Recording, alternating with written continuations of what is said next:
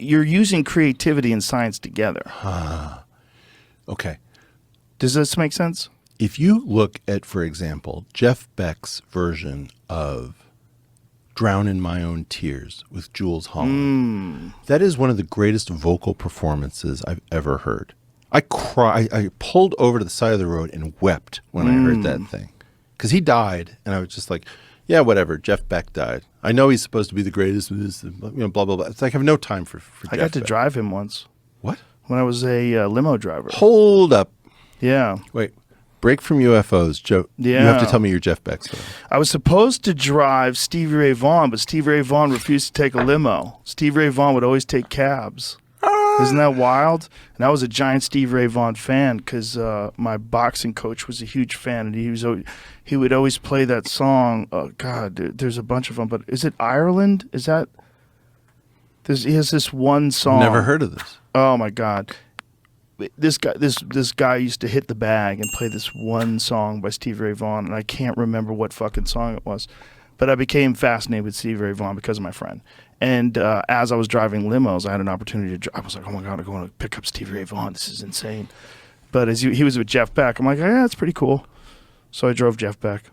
But it was, to me, I was an idiot. You can't elite over that. I didn't know.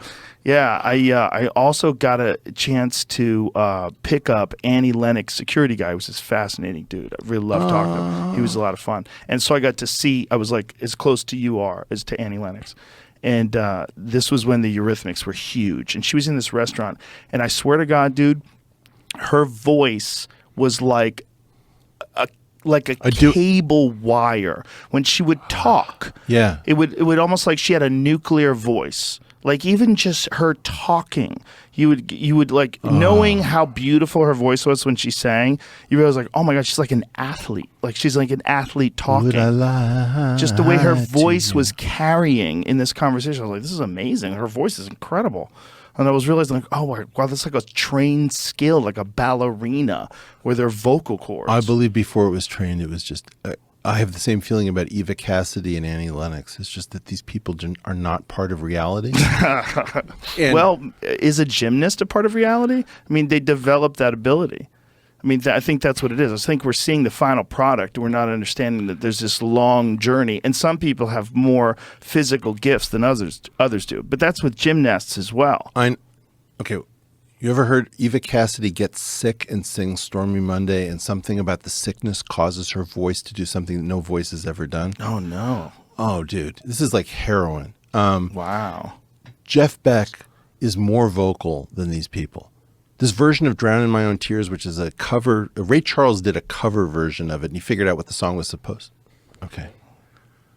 Yeah. Hit me with it.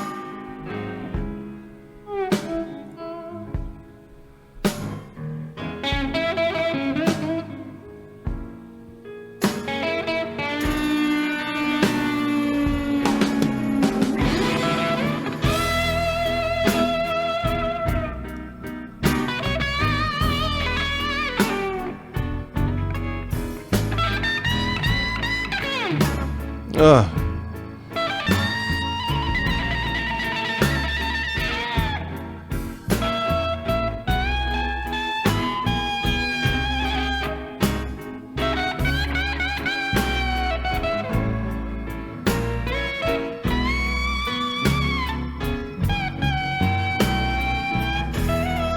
What a bad motherfucker. What a bad motherfucker. By the way, I just want to say something that you're not going to want me to say, but fuck you.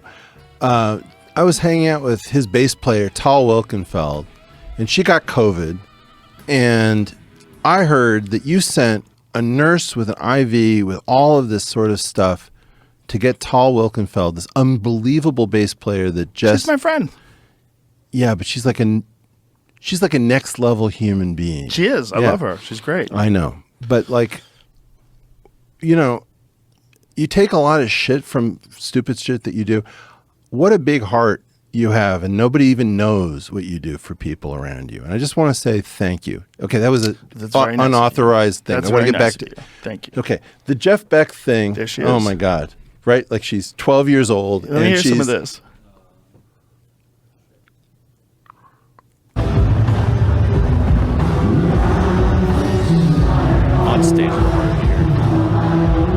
Costa Rica. Wow. I like how they have the little Indian rugs on stage. That's pretty dope.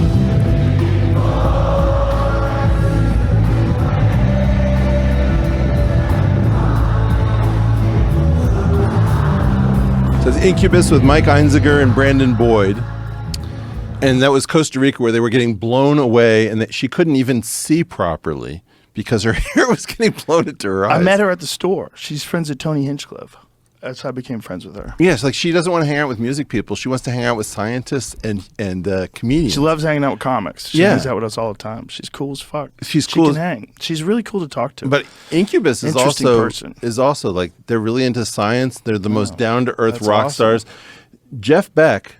That's awesome. So, in terms of vocal performance, I did not understand what this guy was able to do multidimensionally with that whammy bar and using the slide as a plectrum. This guy was developing techniques not to flash you, not to Yingwei Malmsteen play a million notes a second, but he was just like, I'm going to spend my entire life not becoming a rock star, but becoming the ultimate technician because of the things I feel in my soul that I want to share with you people.